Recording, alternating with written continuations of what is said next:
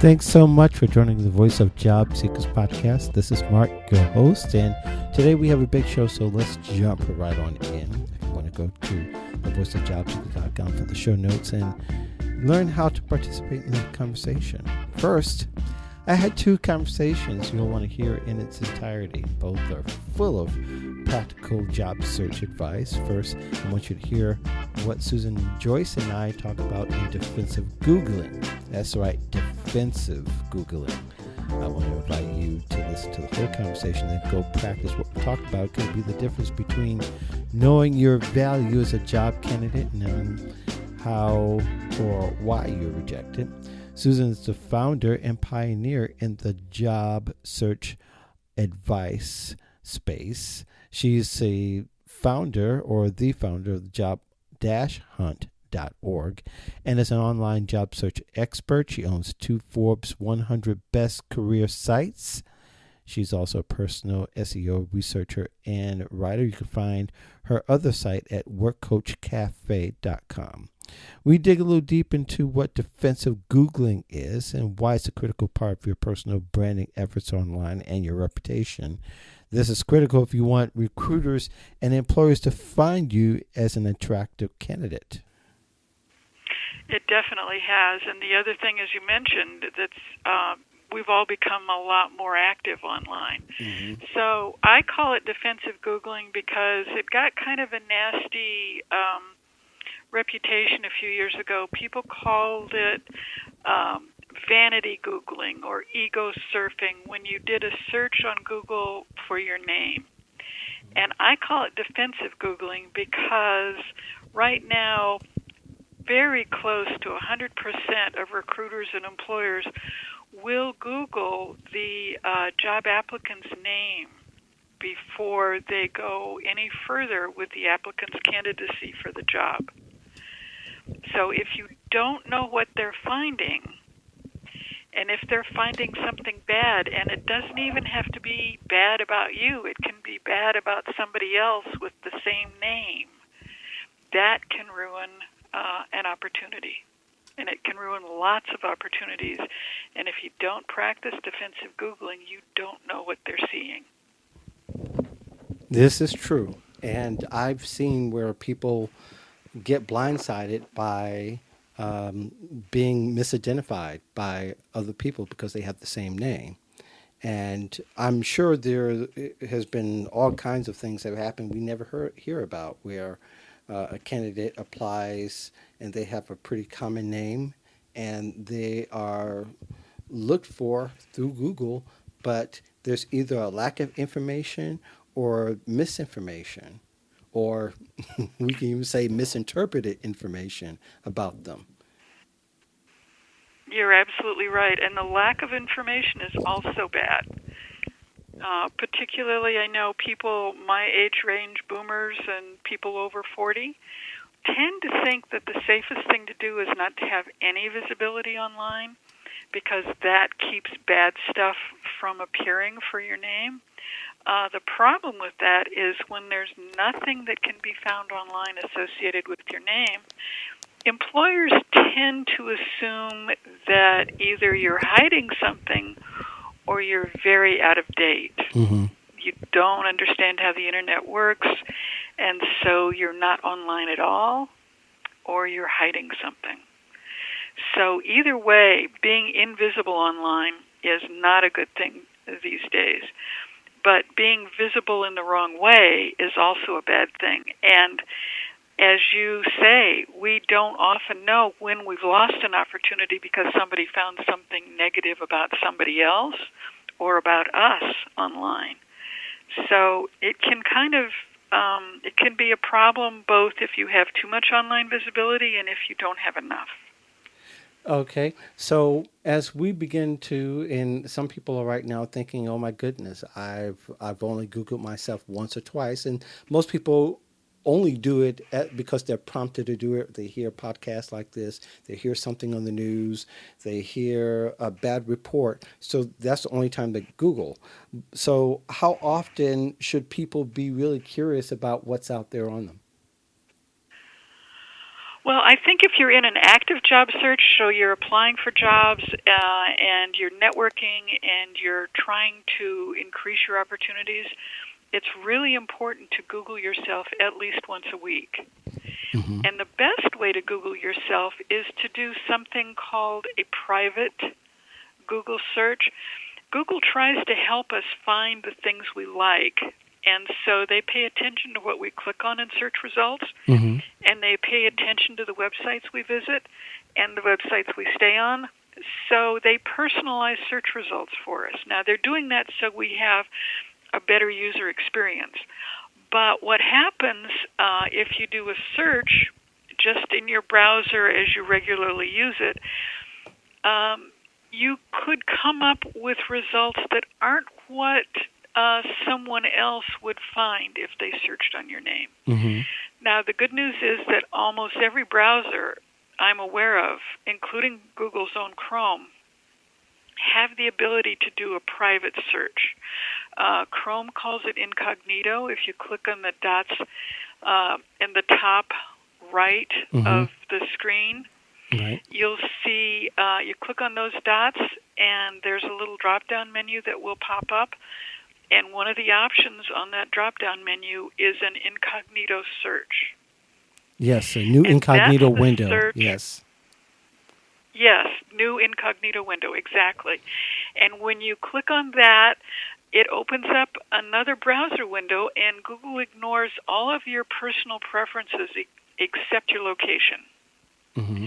So it's still going to skew the results a little bit, but when you're searching by name, that shouldn't actually be a very big problem for you.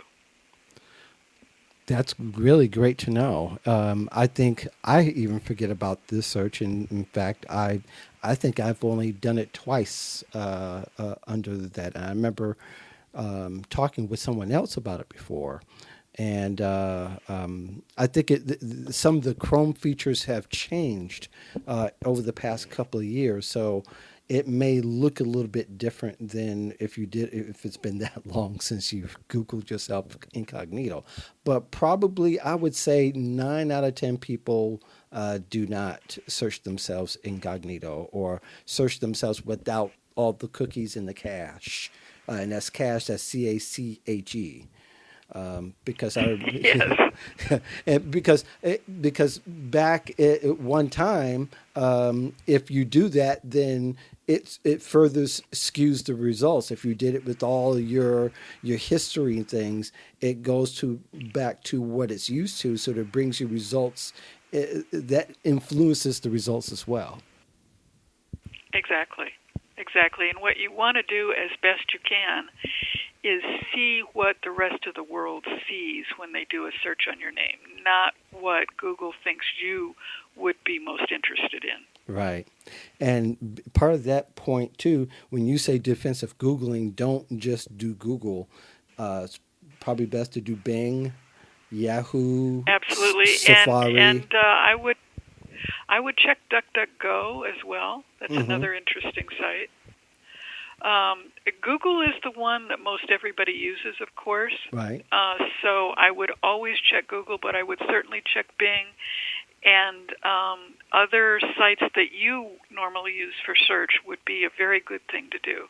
Just, know as much as you can, because what you don't know can be a real problem for you. Right. And if you don't know about it, you can't fix it. Right. Now, most of the world, and we can say most could be 51% of the world, they're using like a Chrome or a Firefox type of browser. Right. You should also consider using the different browsers that are also, a part of, even if it's something that you don't use regularly but you have on your desktop, you should go ahead and use that, because sometimes they take those Google results from other browsers and they include it in their search. True. And if you use like Firefox or Opera or another browser, They don't. Google is the only one that I'm aware of that calls it an incognito Right. window. The others usually call it a private window, but it's the same thing. Right. Right. So whatever browser you use, check to find the private window. That's the one you want to use for your search. Right. And again, we're it's not just preventive, though that's a big part of it, because again, you're conducting a job search. Even if you're currently working at a particular employer and you're looking, the consideration is that there still could be some things out there. I had a client not long ago, this year, that she found some information that was indexed under Glassdoor.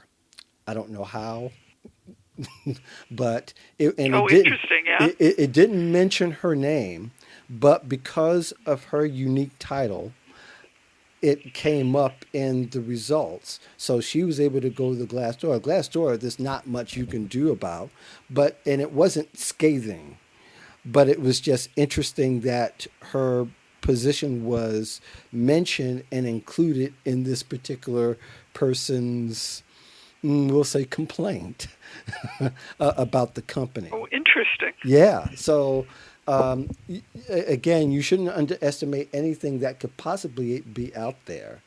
And I think, too, there also, and I don't know how much you've delved into it, and you probably have, the different Boolean searches that could be under, like, your position.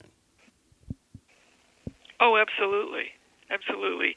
I mean, there are a whole lot of searches that can be done. The search that's most often done when someone gets an application and they're just doing sort of the first level of screening, the most common one is just the search of the name. Just to see what's out there. They're curious to see, does the application or whatever is visible, does that match what is out in the world about the person? Yes. So you claim you have great communication skills. Are you demonstrating great communication skills, or do you use bad grammar and spelling? And they're looking to see what kind of a fit you are. So when they search on your name, they find things you've posted on LinkedIn. Certainly they find your LinkedIn profile. And your LinkedIn profile should very closely align or support the job application. There shouldn't be, you shouldn't claim a specific job title on your application that you don't have visible on your LinkedIn profile, or experience or education. They look for discrepancies, or discrepancies kind of leap out at them and make it appear that you're not trustworthy.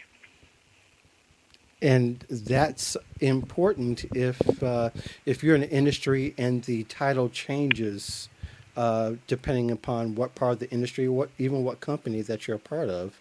Like the difference between being a floor manager and a floor supervisor are very subtle, but it could also mean a difference in responsibilities. And if you're giving the impression that you have more responsibilities than what you're responsible for, then the person that's searching, and particularly the employer, will feel like that you're misleading people.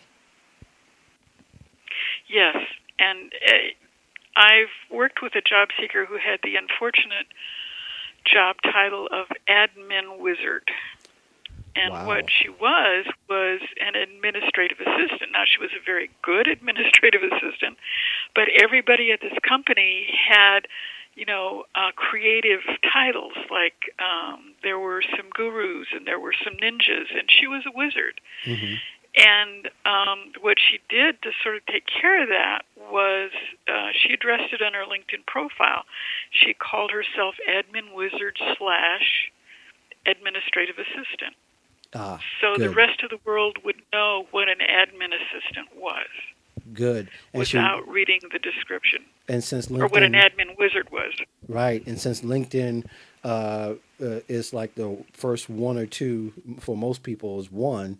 When the name is search, it comes up automatically in those search results, and everything else Yes. will reflect under it, as opposed to if she just did it like on her Twitter account, not as high and not as visible. So doing it in the most visible Right. place takes care of that. That's awesome. That's great advice. And hopefully some of you who are listening out there are understanding, again, LinkedIn. We talk about LinkedIn all the time because it gives you the most visibility, even if you have a website in many cases.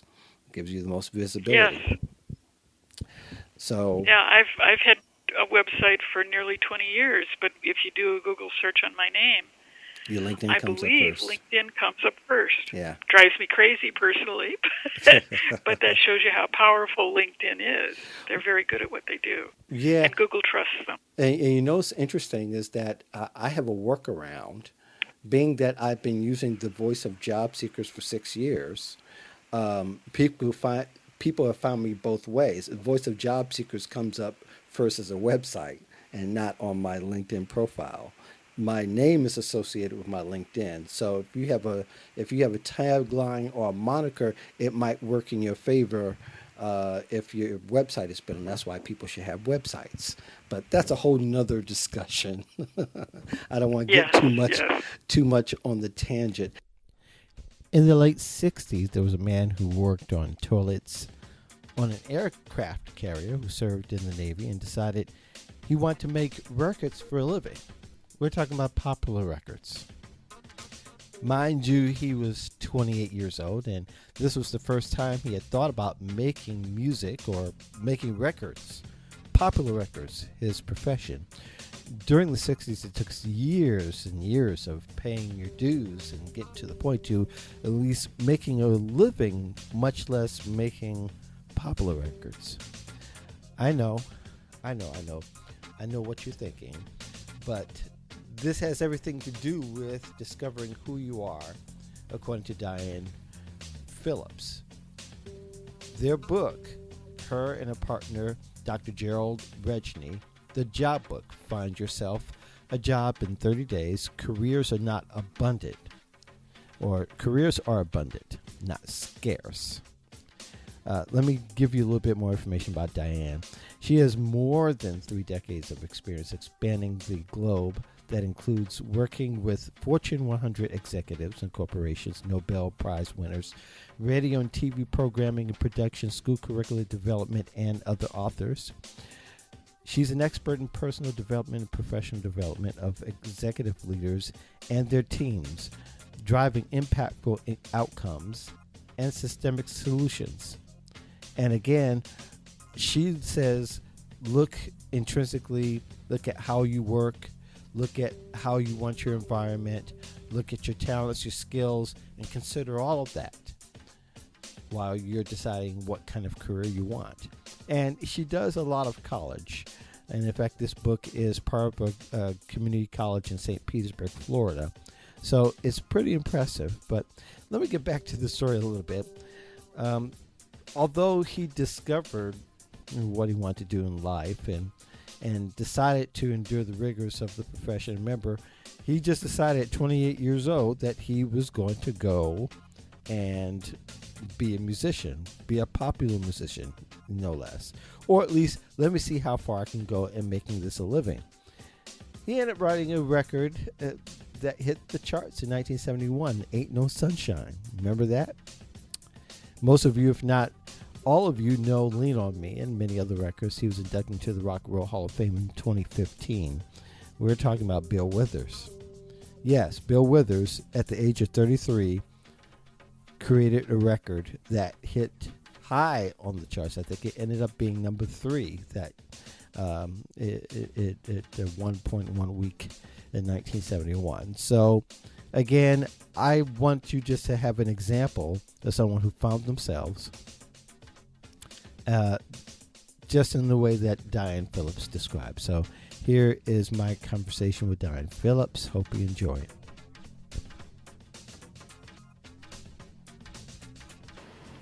I think one of the things we decided to talk about is why the 40-hour week is obsolete, and perhaps you can give us a short little explanation of your perspective on that.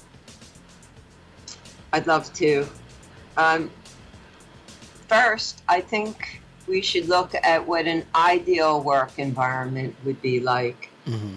And then once I talk about that a little bit, then I'd like to talk about you and the listeners. Is Mm-hmm. that all right? That's fine. Thank you. So, an ideal company culture is one where each individual uses his very well defined and unique traits optimally in an ever improving way. And of course, it has to fit well with the company's purpose. Mm-hmm. So rather than a rigid 40-hour a week company, work week rather, where the employees, from what I've experienced, feel that when they do a good job, the next week they have to stay longer, work harder, get some kind of a Boy Scout badge. Mm-hmm. And to me, that isn't a demonstration of competence in using your best skills. And it certainly doesn't promote your best work. Sitting in a room looking at walls Mm-hmm. with other people sitting in a room working at walls. What if I want a snack?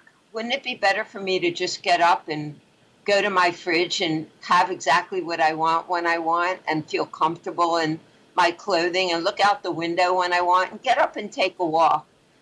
So from my viewpoint, results is the key to what we should be looking for, and results that are yours personally that fit into the results that are needed.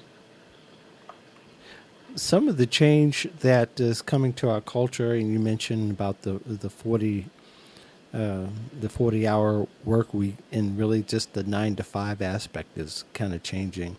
Do you think as well that being able to work remotely and having a flexible position also kind of changes that dynamic as well? Yes, let's look at this. Are you a morning person or an evening person? Sometimes both. You're everything, are you?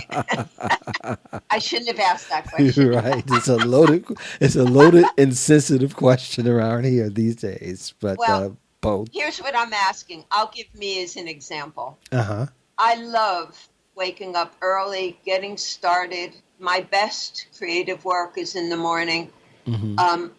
Especially when I'm in the U.S., when I lived in Europe, I could be a morning person, an afternoon person, and a night person, and I'd have 3 days in one. But in America, I feel much more comfortable getting up with the birds and getting started. As the day goes on, especially in the heat of Florida, Mm-hmm. my body is a little draggy and so forth. So I would like to do my best work when I'm most alive and alert, Mm-hmm. and when it's most comfortable for me. And you'll get my best work, and you'll get it very fast. Mm-hmm.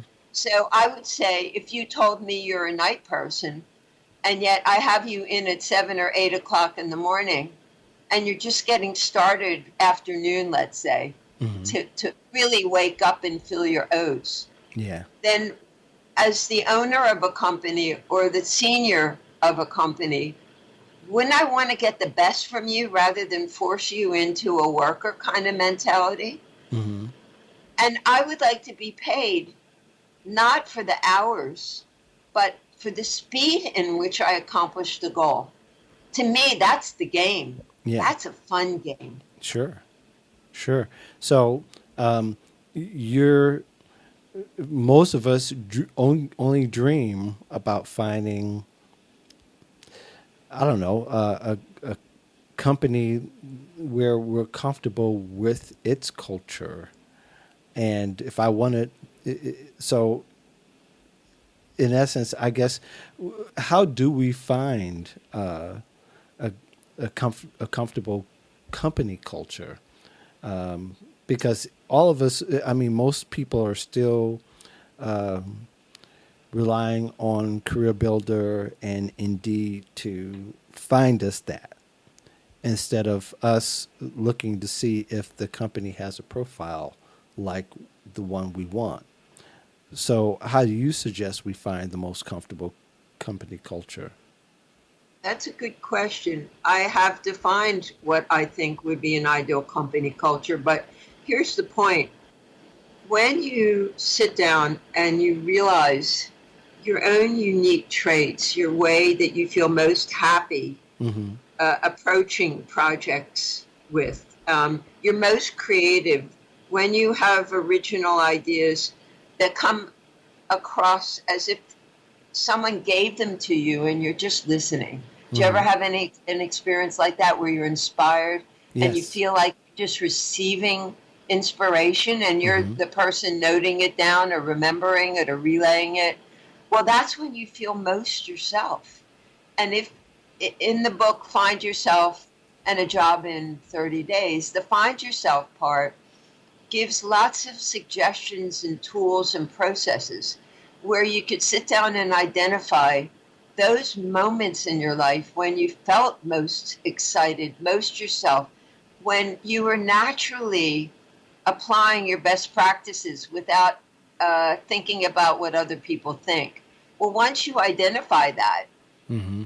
I have found over looking at that for many years, you'd be, once you're comfortable with you, then you can find yourself comfortable in many different situations and have abundant choices. Um, but that has to happen first. Yeah, and I can definitely understand that. I mean, really, we're talking about a good part of the world will probably be independent contractors in the very near future. Some people say in studies that I've seen, including the one that the ones that are most prominent, they bookmarked 2020 as the year. I don't think it all happened that year, but I think we will see a shift in how we will, you know, people won't be used to saying, well, I need to find a job where I'm personally satisfied, but not only with Right. just with the work that I do, but where I do it and how I do it. That is a big part of me being able to exist in the world going forward. That's exactly right. Plus, our young people are used to and demand fairly fast results. Mm-hmm. They won't sit down and tolerate because they have so many choices on their handhelds or their iPads when they're shopping or they're looking for options. Mm-hmm. They make quick decisions as to what matches their needs, especially with social media forming cultures of aligned realities. Mm-hmm. And there's some strengths to that. There's also some flaws in it because you might learn some ideas from someone very different than yourself. But in any case, finding yourself, for example, may I introduce myself based on what I found about myself when I looked to Sure. prepare for this? Sure. Good. Yeah. Describe, the traits and preferences that you like. Thank you. Well, I love to create. Mm-hmm. I have endless possibilities in my imagination.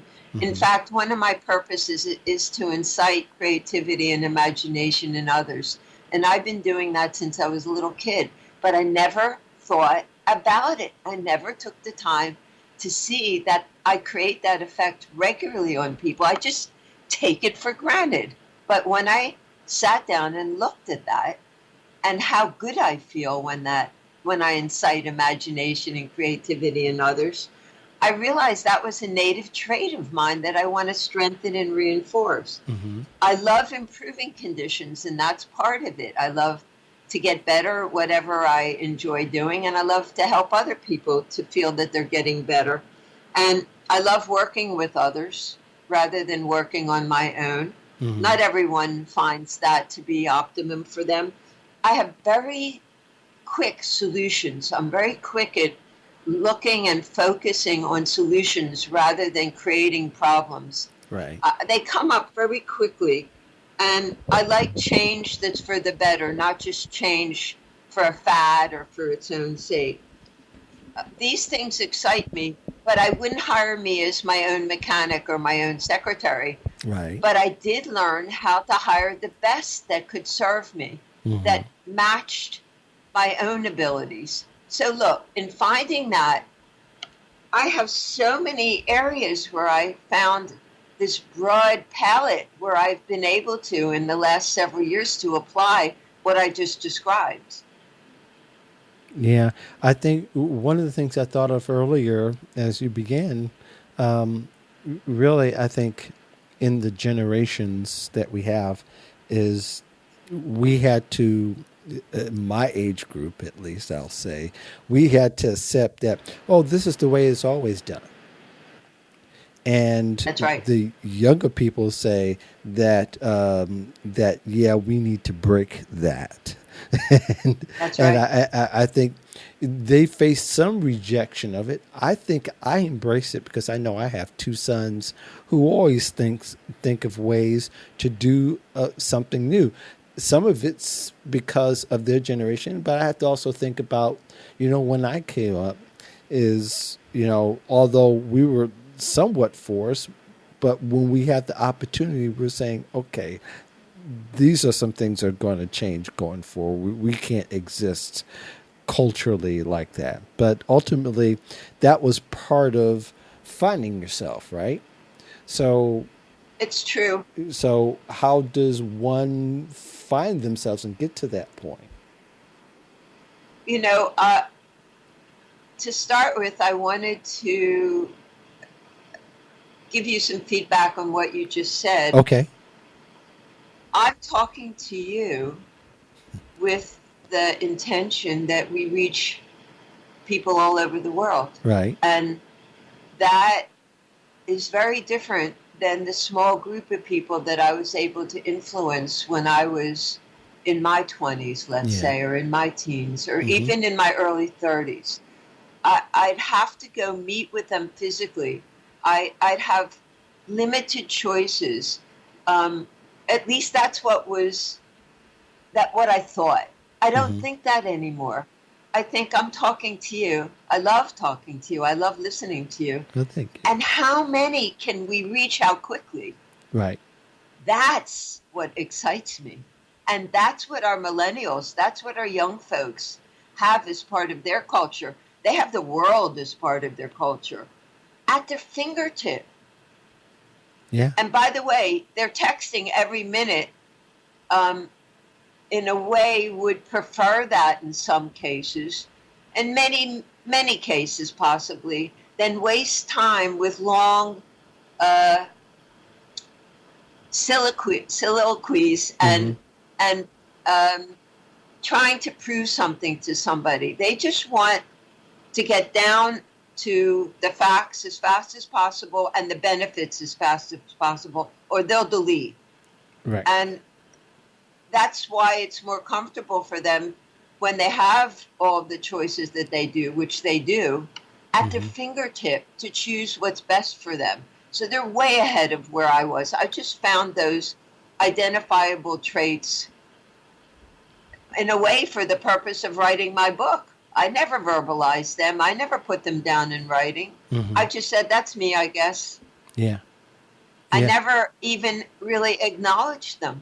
And most people think the things that are in their heart that they haven't worked very hard on aren't the important things. They are promoting what they worked years and years and years and years and effort and effort and effort to achieve, as opposed to our secrets to success are those moments when where our approach to life was most intimate, most native to ourselves. So you asked me, how does one identify those unique approaches and preferences and innate abilities?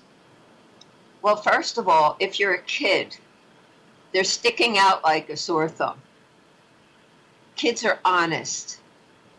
Kids are interested if you're not boring them too much. And if you are, they'll tell you right away. they'll Right. turn their head the other way, and they'll fight for their life not to be forced into whatever it is they don't want to do or That's the learn. truth. But if they like you or what they're learning, they'll say more every time, Mm-hmm. and they'll never get bored because they want what you have to offer, and they're very clear about it. Kids are geniuses. They learn faster than any other point in their life if they're presented with information that interests them and they're honest about that. They're willing to learn. They don't have a prejudice. If they're comfortable, they'll talk to any stranger and they'll look you straight in the eyes for 15 minutes nonstop until they look right in your heart and your soul. So all of these qualities in the way we approach things. I'm very fast. My sister persists. She could do a 40,000 piece puzzle for 3 weeks nonstop, when to me it looks like white and blue clouds. Mm-hmm. She persists. She's not slow, but yet people have said she's slow early on. She knows her persistence now is a wonderful quality. And isn't that valuable in any work situation? Absolutely, To yes. persist to solve problems? Mm-hmm. She likes working by herself. She would much prefer taking something apart, solving it, and putting it together for as long as it takes on her own. I love working as a team. So as long as she identified those wonderful qualities of patience and persistence, and mine, speed and endless ideas, my sister gets headaches when she has to imagine a room full of furniture that isn't there yet. She gets headaches. She calls on me and I have 50 ideas in 5 minutes and I can throw any one of them out without even caring. That unique quality that we have makes us better together. Mm-hmm. And that's what I'm talking about, identifying those. Yeah. In the book, Go ahead. in the book, I think it's around chapter 6, if I remember, you go through a process which helps you to do that. And I think people that find our website or the title of the book can look at it and get that chapter for free if they want it. But we kind of went through that in a quick way together right now. And I know you were looking at your own natural innate traits when we were talking. Mm-hmm. Tell me about yours. I think what it comes down for me is personal values. And I think the reason why I do what I do, because it gives me great satisfaction, in the sense of, you can feed someone food and that meets a need. Make sure they have enough to drink, to the point to where they're hydrated. And there's a lot of value in that, and people will call it love. But I don't think there's anything that's greater, a form of love is showing people how to find opportunities for them to survive, and to be able to show them how to do that for life as well, not just for jobs. So for me, what drives me is being able to make sure that people will have what they need in order for them to continue in that. It's the idea of teaching them to fish for life, as opposed to just getting the next meal. Wow, that's very well put. So for me, that means a whole lot more. I can't think of too many other things that are much more important to have the essentials to survive. But even more personally, I want to do some things in my life where I'm not depending upon a single person or a single employer anymore.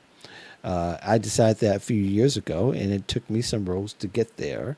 One of the things that was satisfactory for me was being able to be home to raise my boys, and to actually help them with their homework. as opposed to earlier in my career when they were younger, that often would stay late to work and then still bring work home. And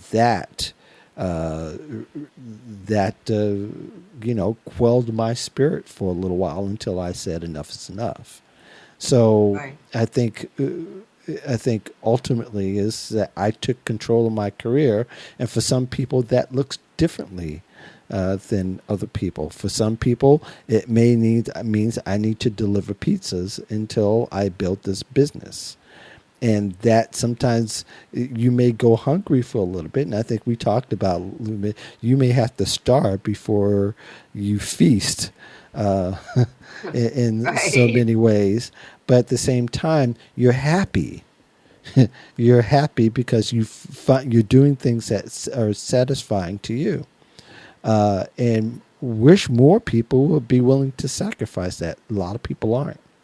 And they don't find that value. They don't find themselves. And sometimes you've got to go through the hardest part in order to find yourself, to find out who you really are. And a lot of people don't get there because they're not willing to do that.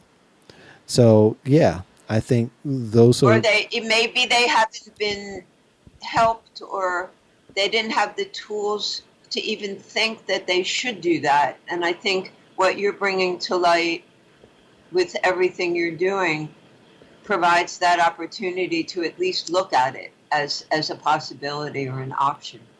Right. And career is a lot different than work. And when you feel you're right centered in what you love, and whether you would be paid for it or not, you'd be doing it, then it's a lifelong learning experience as well as a work experience.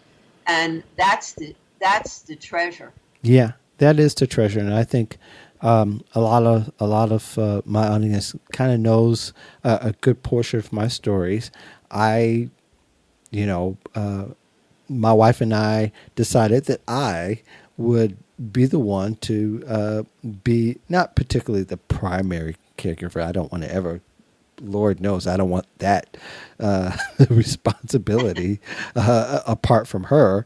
But I took the little jobs that didn't pay a lot and, work that so I can be home, a good part of the time for my sons. And that's something completely different from the way that my father the approach he was that the job came first, and I have enough time to sleep, eat, and indulge what I'm going to do, and then I go back to work. And I wanted the complete opposite of that. And then when they got older, they said that now I can start being an entrepreneur. I may still need to hustle some, but we're fortunate that, one, my wife has a great job and we own property. And so, that time is spent there.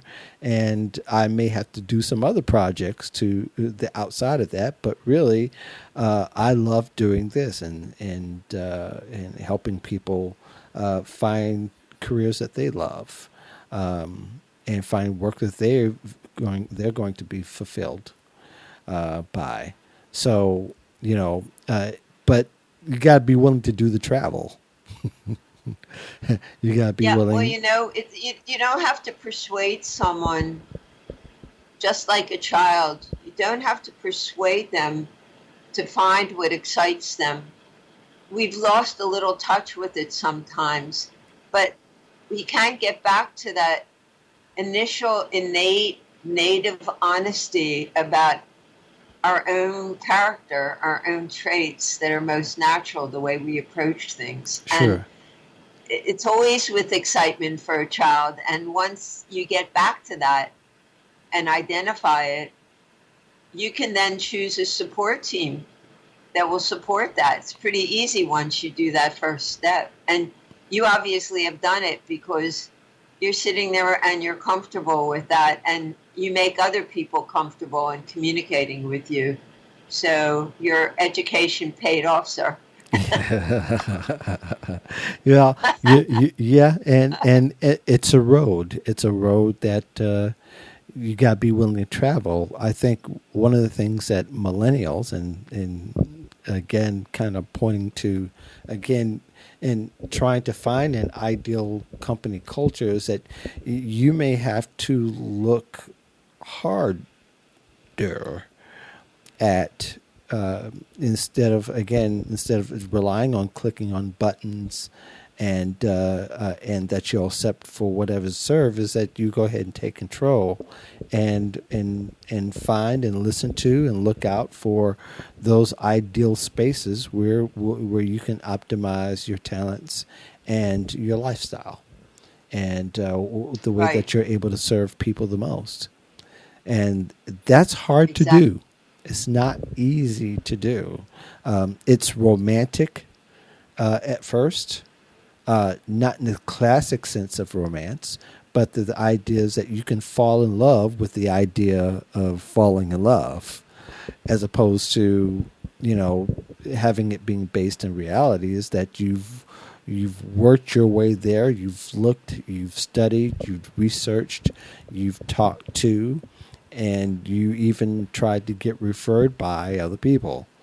And Right. all those things make the difference in between finding a career that you'll love and a company culture that you'll love, as opposed to finding something that you're willing to tolerate for the moment.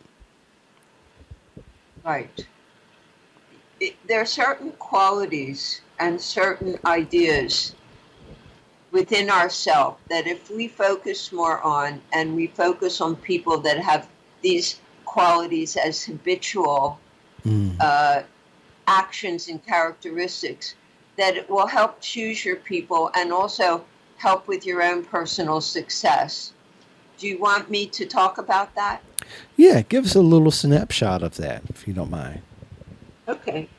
Well, first of all, I focus on ideas where I make agreements that I want to keep and will keep.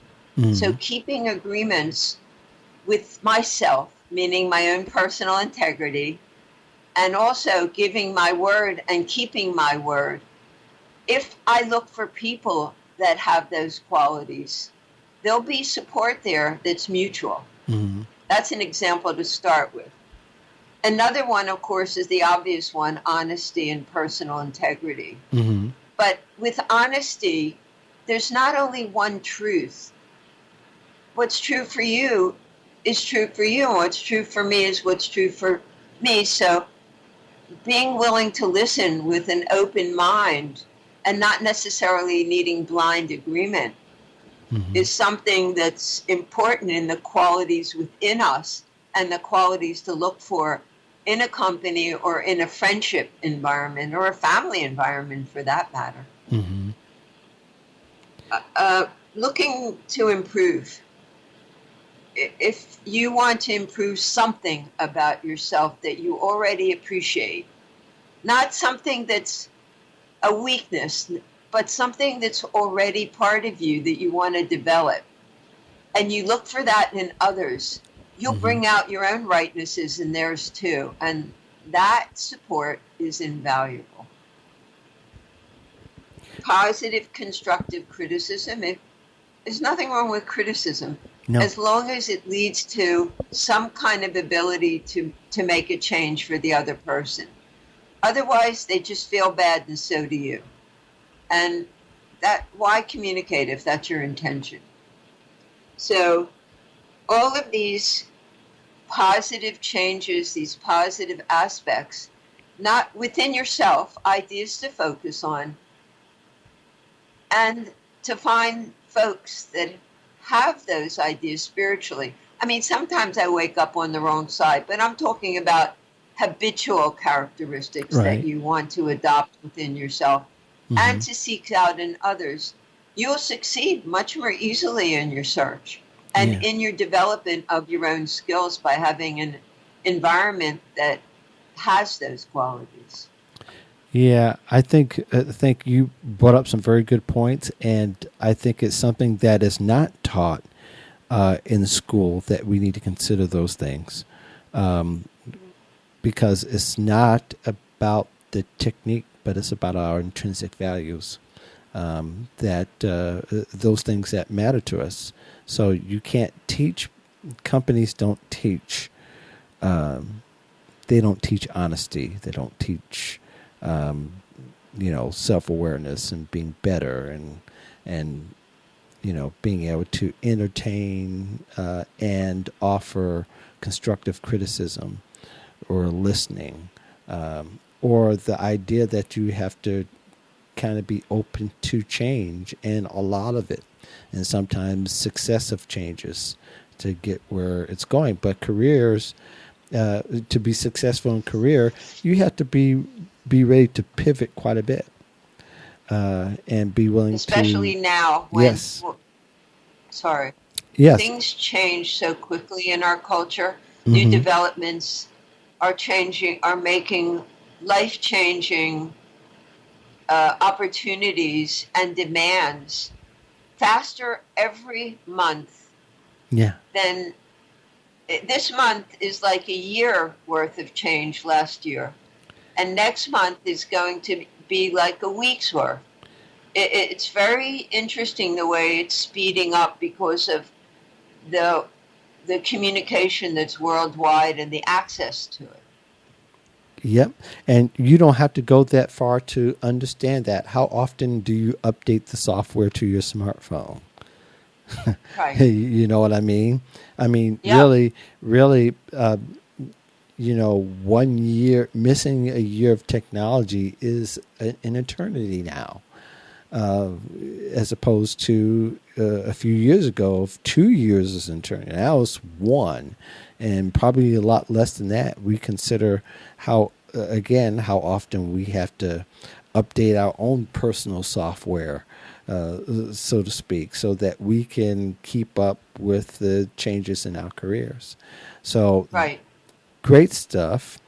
Diane, thank you so much, and looking forward to talking to you again personally, as we've talked before, but perhaps having you come back on the show and share some more what you learned, because you're out and about across the country, talking to people and finding out their struggles and putting it to words. So again, the book is Find Yourself and a Job in 30 Days. And again, even though we kind of went a little bit to the left of talking about why the 40-hour week is obsolete, but all in all is that with so many changes that it kind of intertwines with your life, your values, and how your perspective is going to be aligned with the rest of the changes in the world. So how can people, if they're interested in more about what you do and what the book is about, how should they go about finding out more about you? Interesting question. I kind of introduced myself through my attributes, and I create products for young children that can be learned in a minute. And that's what I'm working on now. That's my current adventure. How fast can I get a tool in your hands that you'll use throughout your life? So I'm developing what's called 1 minute learning. Okay. And I will very happily let you know as it develops more completely. But someone can Google the job book or Find Yourself in a Job and find the website, and there's quite a bit of information about each of us. But I think what you and I found out about each other today and your values that mean an awful lot to me, and I appreciate very much, have kind of revealed who we are in the most important way, not the PR way, but our hearts and our spirits, right? Right. You're right. And what I'll do is I'll put a link in the show notes so people can find the book very easily when they're interested in purchasing it or want to read more about it. So, Excellent. Diane Phillips, thank you very much. Again, the co-author of Find Yourself in a Job in 30 Days. And thank the rest of you for listening to the show. We'll be back in a couple of weeks for the next one. In the meantime, you all have a great week. Thank you, Mark.